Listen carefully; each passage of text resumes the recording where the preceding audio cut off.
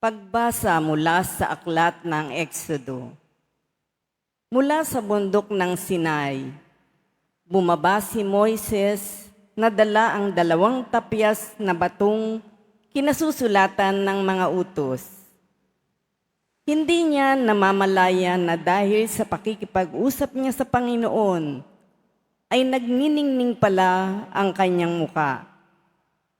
Nang makita ito ni Aaron at ng mga Israelita, natakot silang lumapit.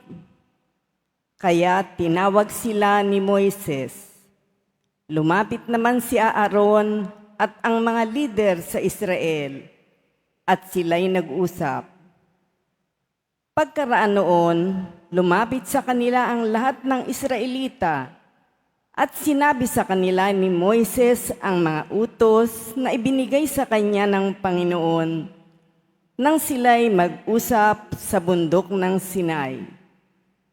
Pagkasabi nito, tinakpan niya ang kanyang muka.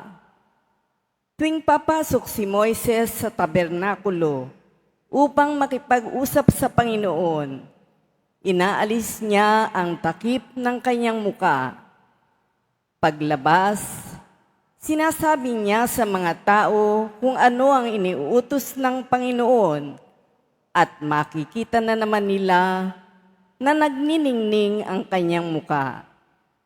Sa gayon, tatakpan niya uli ito at hanggang sa muli niyang pakikipag-usap sa Panginoon. Ang salita ng Diyos. Salamat sa Diyos.